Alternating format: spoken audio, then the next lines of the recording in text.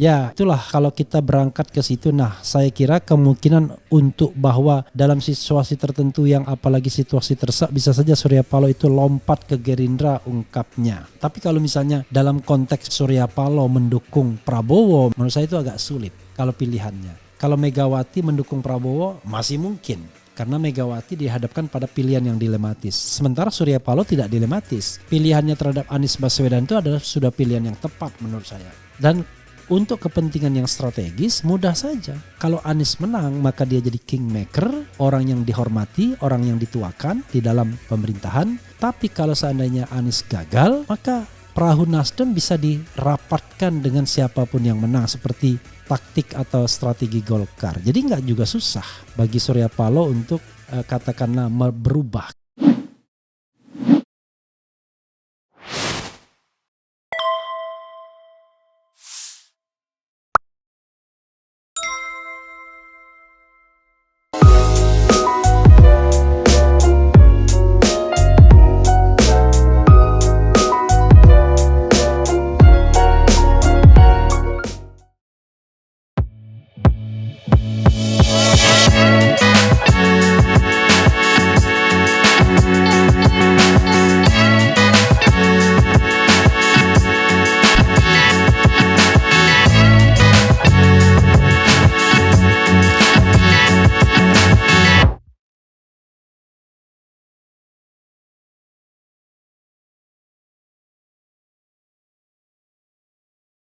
Assalamualaikum warahmatullahi wabarakatuh. Sobat RH sekalian, jumpa lagi kita di channel yang keren ini. Keren cadas ya. Jangan lupa channel satunya dihidupkan juga Sobat RH sekalian. RH channel ya. Kita bacakan ya, ini menarik pernyataan dari Zulfan Lindan yang selalu vokal terhadap Surya Paloh. Jadi Sobat era sekalian, kalau ada orang vokal ya, jangan kita lantas anggap sakit hati ya. Anggap saja dia punya keberanian untuk ngomong apa adanya. Itu ya yang paling penting. Ya Sobat era sekalian, itu ya. Jadi silakan kalau tertarik dengan produk-produk keren cadas dan juga umroh bareng ya. Saya tentatif mudah-mudahan bisa nyusul esok harinya tanggal 5 Maretnya. Tergantung apakah saya bisa mempersingkat kunjungan saya ke pesantren di Bondowoso. Itu saja Sobat era sekalian, coba kita lihat, ini ngeri-ngeri sedap juga ya. Apa yang disebutkan oleh Zulfan Lindan. Kita baca dan kita telah dengan kritis ya. Surya Paloh diisukan tak berani majukan Anies. Zulfan Lindan, jika pasangan capres-cawapres hanya 2, dia bisa merapat ke Gerindra. Kita lihat ya. Warta Ekonomi Jakarta, politisi senior sekaligus mantan kader Nasdem. Rupanya udah berhenti ya. Zulfan Lindan mengatakan mantan ketua umumnya Surya Paloh disinyalir bisa saja pindah ke koalisi Gerindra dan meninggalkan Anies Baswedan jika paslon dalam Pilpres 2024 hanya 2. Oke, kita lihat. Mas Surya Paloh itu akan berada di tempat lain kalau calon presiden dan calon wakil presidennya lebih dari 2, kata Zulfan Lindan melansir dari Total Politik ya. Kalau calonnya hanya 2 misalnya, tidak ada pilihan, bisa jadi dia merapat ke Prabowo, tambahnya. Oke, coba kita lihat ya. Meski begitu, wartawan senior Bambang Harimurti mengatakan bahwa apa kemungkinan itu kecil terjadi karena Paloh dan Prabowo bukan sosok yang cocok. Tapi kalau saya bicara dekat dengan Pak Surya Paloh sih, saya merasa personalnya nih 2 orang ini, Paloh dan Prabowo, nggak bisa nyambung lah. Tapi mungkin udah berubah ya, kata dia. Meski begitu, Zulfan mengatakan tidak ada yang tak mungkin. Dia mencontohkan hubungan Paloh dan Luhut Binsar Panjaitan yang sempat retak namun kini sudah sering ngobrol lagi. Ya, ngobrol boleh tetapi dalam satu perahu belum tentu ya. Bisa ya kan, contohnya kita tahu bagaimana hubungan Paloh dengan Luhut. Perbedaannya juga tajam ya, tapi itu masih bisa ketemu, kata dia. Kemudian konon katanya mau sempat berkelahi segala Luhut dan Surya Paloh ya, menurut apa yang pernah saya baca. Dan kemudian secara formal sebenarnya Paloh dan Prabowo mereka sudah ketemu ketika itu Prabowo pun berkunjung ke Nasdem. Ya, diterima bersama-sama jelasnya. Ya, itulah kalau kita berangkat ke situ. Nah, saya kira kemungkinan untuk bahwa dalam situasi tertentu yang apalagi situasi terdesak bisa saja Surya Paloh itu lompat ke Gerindra, ungkapnya. Oke, saya akan memberikan ulasan begini saudara sekalian ya. Untung dan ruginya bagi Surya Paloh. Ya, gini. di Indonesia ini ada politisi-politisi yang sangat senior dan respected, dihormati karena powernya. Power itu terbentuk karena dia memiliki resources, terutama financial resources yang besar. Sebagai contoh misalnya, atau dia mantan pejabat. Jadi kalau saya masukkan ke dalam sebuah lingkaran, maka politisi senior di Republik Indonesia itu adalah politisi yang level keseniorannya di atas Presiden Jokowi. Lalu yang sedang aktual saat ini berkuasa adalah level Presiden Jokowi. Jadi kalau level di atas Jokowi itu katakanlah usianya di atas 70-an ya, maka level Presiden Jokowi itu usianya 60-an. Nah, level di bawah Jokowi yang akan mulai menggantikan estafet Jokowi itu 50-an. Jadi yang existing 60-an Jokowi ini masih berkuasa, tapi yang 70-an itu masih juga punya pengaruh besar. Nah, yang 50-an itu akan merangsek ke sana. Yang 40-an itu mencuri perhatian seperti AHY misalnya. Yang 30-an belum ada. Jadi karena itu sobat era sekalian, karena 30-an tidak bisa menjadi calon presiden dan wakil presiden. Nah, kalau kita lihat ya, di antara tokoh-tokoh yang usianya 70-an itu, maka kita di situ ada Prabowo Subianto, ada Surya Paloh, kemudian ada siapa lagi? Ada Megawati Soekarno Putri, kemudian ada Yusuf Kalla, ada SBY. Ini ada 5 tokoh kunci ini ya. Nah, 5 tokoh kunci ini besar tetap pengaruhnya. Ya, ada tambahan-tambahannya seperti Hendro Priyono, tetapi Hendro Priyono lebih pada operator ya. Mungkin operator dari kekuatan-kekuatan tertentu. Tetapi ini adalah 5 tokoh yang punya pengaruh langsung, yang frontliner di depan terlihat. Jadi SBY yang mengendalikan Demokrat, kemudian JK yang walaupun tidak memiliki kendaraan politik tapi tetap besar pengaruhnya, terutama karena lobby dan relasinya. Dan juga mantan 2 kali wakil presiden dan punya pengaruh yang cukup besar juga. Kemudian Megawati kita tahu siapa dia, ketua umum partai politik juga. Surya Paloh ketua umum partai politik juga. Dan Prabowo ketua umum partai politik juga. Kalau kita bicara mengenai patronase ya, rasanya mereka ini nggak mungkin digabung dalam satu perahu. Jadi yang paling memungkinkan adalah mereka ini punya anak buah yang sama. Tetapi kalau mereka bergabung dalam satu perahu agak susah, agak sulit menurut saya. Misalnya kecuali orang-orang tertentu ya, misalnya SBY gabung dengan katakanlah Surya Paloh, mungkin agak sulit. Tapi mereka bisa saja menyepakati Agus AHY misalnya, itu mungkin. Tapi kalau misalnya dalam konteks misalnya Surya Paloh mendukung Prabowo misalnya, menurut saya itu agak sulit kalau pilihannya. Kalau Megawati mendukung Prabowo masih mungkin. Karena Megawati dihadapkan pada pilihan yang dilematis. Sementara Surya Paloh tidak dilematis. Pilihannya terhadap Anies Baswedan itu adalah sudah pilihan yang tepat menurut saya. Kenapa begitu? Sederhananya adalah Anies adalah tokoh junior. Jadi 2 dasawarsa di bawah Surya Paloh.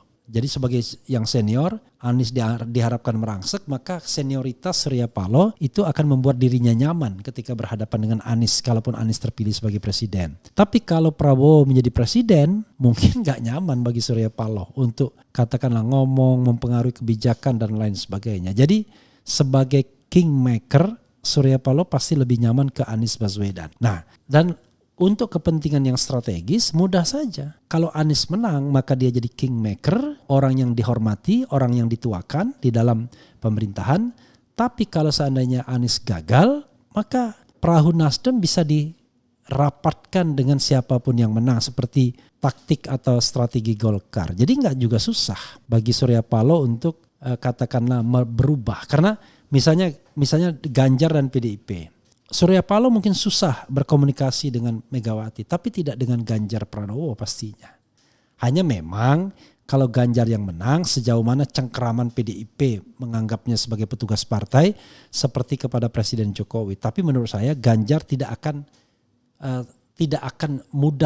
lebih mudah dikendalikan dibandingkan Jokowi.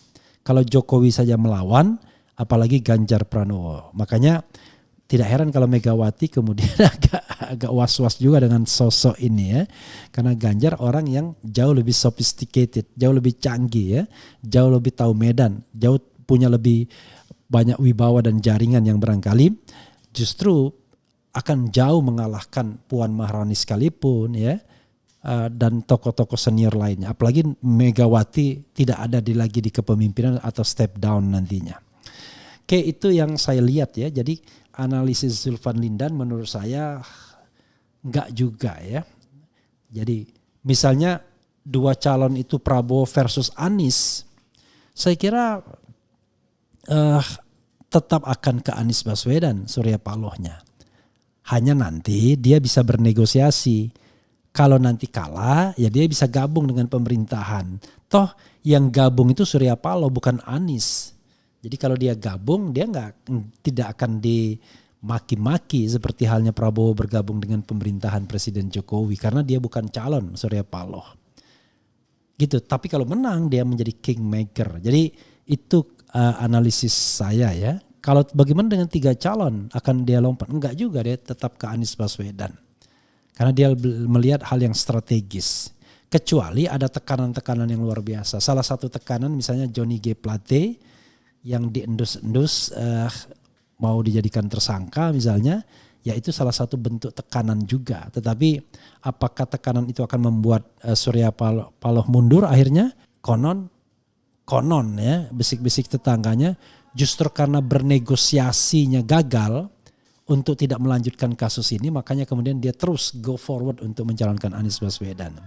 Kita tidak tahu ya panggung belakangnya seperti apa isi pertemuan Surya Luhut dan Surya Jokowi, tapi yang jelas sampai saat ini paling tidak Nasdem belum mencabut dukungan kepada Anies Baswedan walaupun dia terus bersafari.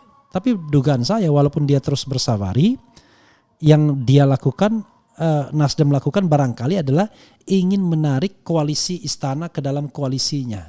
Jadi ada moderasi di sana. Ya istilah Rocky Gerung tukar tambah. Dia tidak mau mengajak PKS Demokrat yang dipersepsi sebagai oposisi, tapi barangkali akan lebih nyaman kalau seandainya Anies berpasangan dengan salah satu dari KIB, misalnya Erlangga Hartarto atau siapapun yang di-endorse oleh KIB. Sehingga paling tidak ada moderasinya ya, ada moderasinya. Jadi tetap mengeksklud Demokrat dan PKS. Walau alam kita nggak tahu, tapi itu bisa jadi menjadi satu alternatif. Jadi skenario awalnya tetap disingkirkan Demokrat PKS, tetapi Anies tidak. Jadi Anies di-endorse oleh Nasdem dan oleh Golkar misalnya atau oleh KIB melawan Prabowo Subianto. Jadi bagi istana berhasil menyingkirkan Demokrat dan PKS, tetapi mereka menghadapkan antara Prabowo dan Anies. Tapi Anies, kaki-kaki Anies tidak lagi kaki oposisi, tapi kaki istana. Ini menarik ya, kalau kita melihat analisis ini ya, namanya politik ya, tidak ada yang sempurna ya. Jadi kalau Anda menganggap bahwa Anies betul-betul akan menjadi manusia yang berbeda, sosok yang berbeda, ya kita harus realistis juga. Kita lihat sejauh mana kekuatan Anies Baswedan untuk tampil independen ya dalam kontestasi ini. Karena bagaimanapun dia akan amat sangat bergantung kepada orang-orang yang mengendorse-nya, terutama yang mengendorse dari sisi kekuatan partai politik dan kekuatan finansialnya. Itu saja Sobat Era sekalian ya. Dan kita akan bahas isu-isu lainnya. Wassalamualaikum warahmatullahi wabarakatuh. Ciao.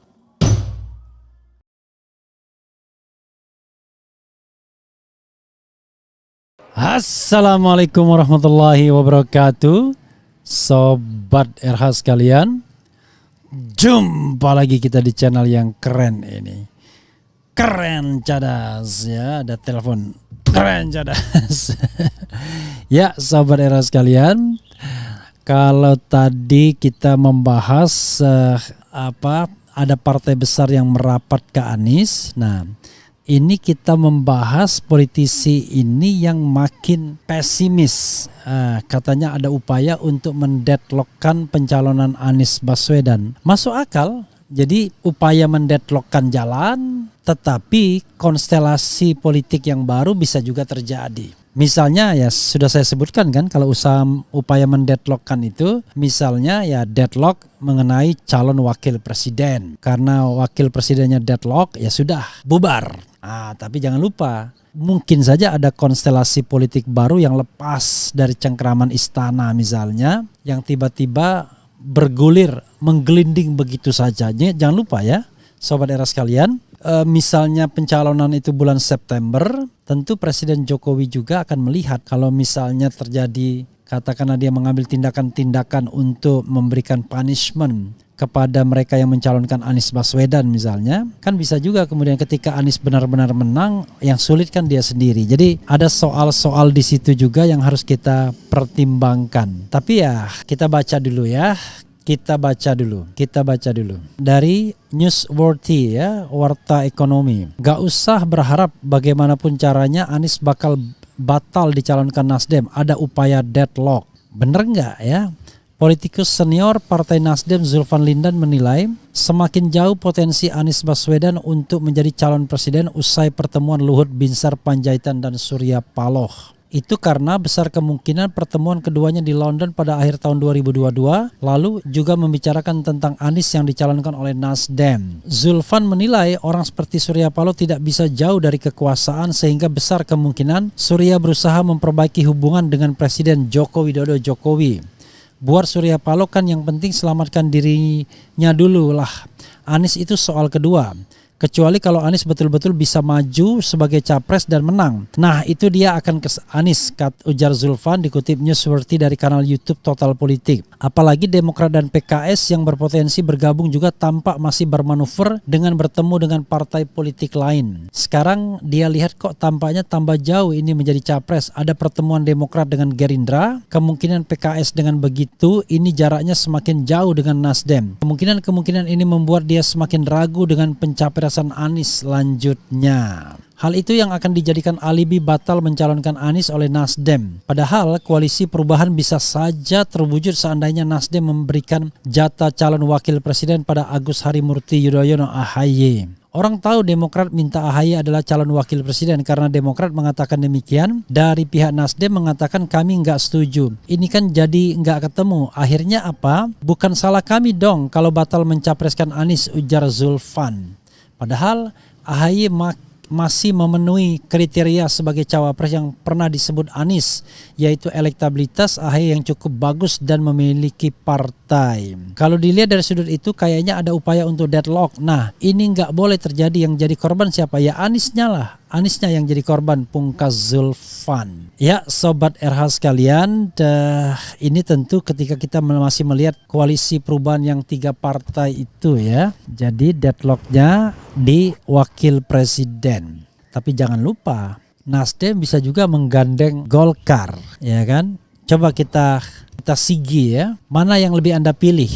Anies AHY atau Anies Airlangga Hartarto ya? Anies AHY atau Anies Airlangga. Nah, dari situ akan kita kelihatan sesungguhnya orang memilih siapa. Atau misalnya jangan begitu, kalau konstelasi ini selalu Anies AHY menang gini. Apakah Anda berkeberatan kalau seandainya Anies berpasangan dengan Airlangga, Golkar dukung Anies dan berpasangan dan Anies gabung ya, Nasdem Golkar mendukung Anies Airlangga.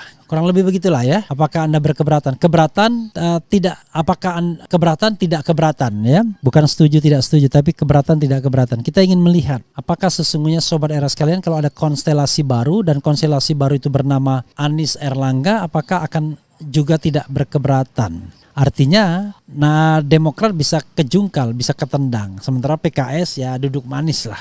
Dengan katakanlah dengan mungkin kompensasi ya dengan tidak menempatkan wakil presidennya. Sobat Era sekalian, politik itu dinamis, tapi tetap suntuloyo saya katakan habis energi kita hanya untuk menebak-nebak dan menerka-nerka. Bayangkan, Pilpres tinggal 13 bulan lagi, kurang dari 13 bulan bahkan ya.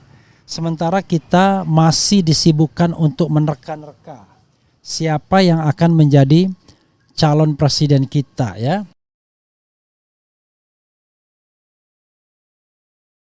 Assalamualaikum warahmatullahi wabarakatuh. Sobat RH sekalian, jumpa lagi kita di channel yang keren ini. Keren cadas. Ya Sobat RH sekalian, kebetulan ada rumah saya ini dekat musola, dekat masjid, masjidnya banyak. Ada suara orang ngaji ya. Tetapi kita mulai saja. Sobat semuanya, pasti ganti presiden. Jadi saya sengaja memuat ini secara lengkap agar sobat semuanya di-refresh lagi dengan lagu ganti presiden. Dan ini lagu sebenarnya saya dan Ogi ciptakan, terutama saya, ide dan syairnya itu karena ribut-ribut soal 3 periode dan juga perpanjangan masa jabatan. Maka kemudian konstitusi atur 2 kali masa jabatan pemimpin negeri, ya kan? Tak boleh diperpanjang lagi, cukup sudah 2 kali. Jadi sahabat era sekalian itu. Nah, ini ada yang menarik, yaitu soal ribut-ribut Nasdem dan Demokrat soal cawapres Anies Baswedan. Satu tema ini bisa menggagalkan pencapresan Anies Baswedan karena memang tidak cukup Nasdem dan PKS saja. Harus Nasdem, PKS dan Demokrat. Kecuali Nasdem menggandeng PKB cukup. Tapi kalau menggandeng Demokrat harus dengan PKS, menggandeng PKS harus dengan Demokrat, atau paling tidak ada tambah satu partai lain in case Demokrat kabur atau PKS kabur dari koalisi Nasdem. Bisa dengan tambahan P3, bisa dengan tambahan partai yang lain lagi. Kalau P3 saja bisa, apalagi partai yang lain. Nah, sobat era sekalian, coba kita bacakan dan komentari ya. Kader Demokrat gerah, elit Nasdem umbar cawapres Anies ke publik. Jangan merasa sok paling mendominasi. Karena kriteria yang diumbar ke publik itu tidak sesuai dengan AHY. Kalau sesuai dengan AHY ya Pak tidak akan marah.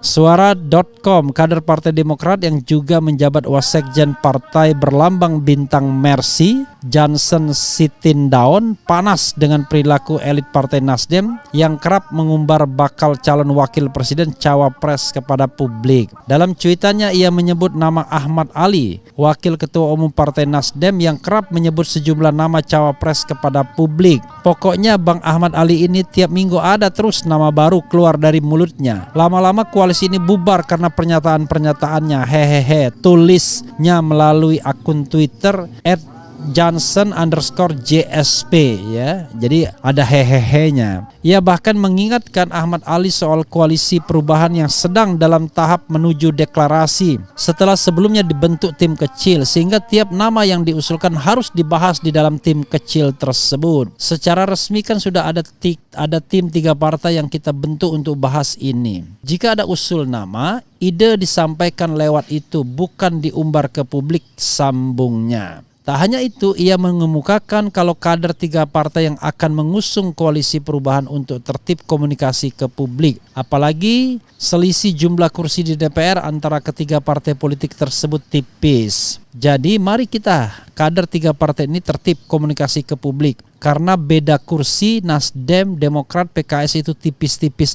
aja. Sebenarnya 54, 59 Nasdem, 54 Demokrat, 50 PKS. Jadi jangan ada yang merasa sok paling mendominasi dengan terus buat pernyataan sesuka pikirannya. Sebelumnya sejumlah elit Nasdem menyebut beberapa nama cawapres yang dinilai layak mendampingi Anies Baswedan dalam Pilpres 2024. Wakil Ketua Nasdem Ahmad Ali bahkan pernah menyebut cawapres dari unsur non-parpol bisa menjaga hubungan koalisi partai politik pengusung Anies. Maka akan lebih bijak kalau kemudian tidak tarik-menarik. Ya sudah, kita serahkan kepada Anies yang kemudian cawapres bukan berasal dari kader parpol, katanya. Ia mengemukakan jika cawapres bukan berasal dari partai, maka tidak akan ada kontrak politik. Apalagi menurutnya Anies pun bukan kader partai tertentu, sehingga cawapresnya lebih baik juga bukan kader partai politik. Terus kemudian kalau salah satu elit partai minta cawapresnya diambil dari partainya,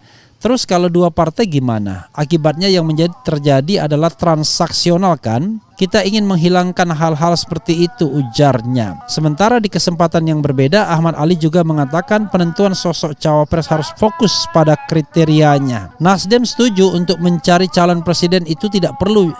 Jangan kita mengedepankan figur, tapi kita betul-betul tentukan dulu kriteria yang disepakati bersama. Setelah itu baru kriterianya kita cocokkan dengan figur-figur yang ada, ujar dia. Lebih lanjut, Ali menyinggung soal kriteria cawapres Anies harus berpasangan berpengalaman di pemerintahan. Dia tidak berharap sosok cawapres Anies harus belajar dulu saat terpilih menjadi pemimpin nasional. Nasdem memastikan ingin cawapres itu adalah orang yang berpengalaman di pemerintahan, karena ketika kemudian terpilih dia harus mampu membantu presiden dalam menggerakkan pemerintahan supaya terjadi sinergitas. Ujarnya, kita tidak berharap kalau orang yang belum berpengalaman ketika terpilih dia butuh waktu untuk belajar dulu, katanya. Untuk diketahui hingga kini Partai Demokrat tetap mengusung Ketua Umumnya Agus Harimurti Yudhoyono untuk mendampingi Anies Baswedan maju pada Pilpres 2024 mendatang. Ya, Sobat RH sekalian, ini bisa batal ya, bisa bubar ini koalisi Anies Baswedan gara-gara cawapres. Karena jelas ya, kalau kita lihat dari pernyataan ini jelas bahwa Demokrat menginginkan AHY yang menjadi wakil presiden, dan itu harga setengah mati kelihatannya, bukan harga mati ya, harga setengah mati. Sementara Nasdem ya tidak begitu srek kalau yang menjadi wakil presiden adalah AHY. Sebenarnya kalau AHY menjadi wakil presiden kan rugi Nasdem, karena Nasdem tidak menempatkan kadernya juga sebagai calon presiden. Anies kan bukan kader Nasdem, tapi Nasdem saja yang besar hati ya, atau kepedean untuk melihat Anies sebagai bagian dari Nasdem, karena sudah dideklarasikan, sudah diundang kemana-mana, sudah dibawa kemana-mana juga. Jadi seolah-olah Anies itu adalah Nasdem, padahal secara de facto dan de jure Anies kan bukan bagian dari Nasdem. Jadi sebenarnya apa yang dikatakan Ahmad Ali mengenai dua hal ini fair, yaitu sama-sama tidak menempatkan kader partai politik, dan yang kedua cari orang yang punya pengalaman dalam pemerintahan. Dua pernyataan itu pasti bikin tersinggung Demokrat karena kena ke AHY-nya. Satu, AHY jelas kader partai politik. Kedua, AHY jelas belum berpengalaman di dalam pemerintahan, sehingga dia merasa bahwa itu pernyataan yang menohok dirinya, makanya kadernya ribut. Saya tidak tahu ya bagaimana mengatasi ini. Maka kalau pakai teori take it or leave it, ambil atau tinggalkan, bisa jadi Demokrat akhirnya leave it. Ngapain saya bergabung dengan koalisi perubahan ini kalau saya tidak punya insentif apa-apa. Kalau PKS ya sepertinya as usual, seperti biasanya di masa lalu, gampang dijinakkan. Asal ada dorongan bensin untuk partainya dan kemudian mengawal pemenangan Anies ini, karena kita tahu bahwa kader-kader PKS jauh lebih solid dan tertib dalam mencatat hasil pemilu di TPS masing-masing, dan itu berbeda sekali dengan apa yang ada dengan partai lain ya. Sobat era sekalian, saya mesti berpacu dengan suara orang mengaji ya, apa istilahnya, lagi ada bacaan-bacaan ibu-ibu. Tapi mudah-mudahan suara saya tetap lebih jelas ya terdengarnya. Itu soalnya sobat era sekalian. Jadi saya mendengar misalnya dari seorang pengusaha yang kebetulan dekat dengan lingkaran Anies Baswedan, dan juga bicara tentang konstelasi PKS dan Demokrat, bagaimana dia ingin dalam tanda kutip menyelesaikan urusan dengan PKS, dan bagaimana pula menyelesaikan urusan dengan Demokrat. Menyelesaikan urusan dengan PKS barangkali jauh lebih mudah dibandingkan menyelesaikan urusan dengan Demokrat, karena Demokrat tidak ingin mahar tetapi ingin AHY sebagai calon wakil presiden. And then this is the time for AHY setelah gagal di tahun 2019. Jadi wajar kalau seandainya Demokrat menginginkan AHY sebagai calon wakil presiden, walaupun kita tahu usia AHY sangat atau masih muda, kelahiran tahun 78. Jadi usianya sekarang nanti Agustus nanti ya, itu sekarang masih 44 tahun. Masih sangat muda ya, masih 44 tahun. Kalau seandainya pada tahun 2024 usianya baru akan 46 tahun. 5 tahun lagi baru 51 tahun. Sebenarnya kalau kita to be fair, AHY masih punya kesempatan yang banyak, yang panjang untuk menjadi calon presiden ke depan. Tapi jangan lupa, dengan menjadi calon wakil presiden sekarang dengan usia 46 tahun, dia punya pengalaman untuk nanti maju pada usia yang sangat belia, 51 tahun sebagai calon presiden. Dan ketika pendaftaran kan setahun sebelumnya pada waktu 50 tahun. Bayangkan 50 tahun sebagai calon presiden. Jadi sobat era sekalian, sekali lagi ini antara perhitungan Anies Baswedan dan koalisi perubahan dengan perhitungan Partai Demokrat sebagai partai politik. Tentu mereka lebih peduli AHY ketimbang Anies Baswedan. Anies adalah jembatan bagi cara untuk mendongkrak AHY, kan begitu. Saya tidak tahu ya, kalau kita bicara objektivitas, maka yang paling penting adalah capacity to win dulu. Apakah Anies AHY punya kapasitas untuk memenangkan pertarungan lebih hebat dibandingkan dengan misal kalau terjadi koalisi Prabowo Puan, kemudian atau Prabowo Hovifa atau Prabowo Caimin, dan di sisi lain Ganjar Erik, Ganjar Sandiaga Uno atau Ganjar Ridwan Kamil. Itu soalnya. Jadi kalau dihadapkan apakah AHY adalah pilihan yang paling kuat untuk capacity to win. Tentu kalau kita bicara capacity to win itu tidak berasal dari kolam yang sama, harus dari kolam yang berbeda. Nah, itu soal perhitungan-perhitungan yang tentu sudah dibicarakan oleh ketiga partai politik. Karena tidak ada gunanya ngotot-ngototan kalau kemudian kalah. Tapi bagi AHY dan Demokrat nggak akan pernah kalah mereka. Dengan menempatkan AHY sebagai wakil presiden atau calon wakil presiden, maka sesungguhnya dua hal mereka dapat, yaitu kotel efek bagi Demokrat, dan kedua, proses pematangan bagi AHY untuk berkontestasi dalam Pilpres. Kalah dan menang itu soal yang lain, tetapi jelas AHY punya keuntungan seandainya bisa dijadikan wakil presiden. Susah kan kalau kita put everything on the table, maka koalisi ini akan jalan kalau dengan kesepakatan bahwa wapresnya AHY. Kalau wapresnya bukan AHY, rasanya ya mungkin koalisi ini tidak akan jalan. Kecuali Demokrat out, masuk yang lainnya. Misalnya P3 atau PKB atau bahkan PAN. Bisa terjadi. Dan Demokrat mencari tempat yang lain yang lebih menawarkan AHY sebagai calon wakil presiden. Jadi tawaran yang lebih baik. Jadi bisa jadi kemudian the last tiba-tiba pertarungan itu antara Ganjar AHY melawan Prabowo Puan saja dan Anies Baswedan terjengkang tidak bisa dicalonkan. Sekali lagi kalau ini terjadi, saya mengutuk yang namanya presidensial threshold dan pragmatisme dalam politik Indonesia. Tapi kalau partai politik memperhatikan kepentingannya sendiri, ya itu wajar. Karena itu harusnya presidensial threshold tetap 0 ya. Oke. Ya itu saja sobat era sekalian. Wassalamualaikum warahmatullahi wabarakatuh. Ciao.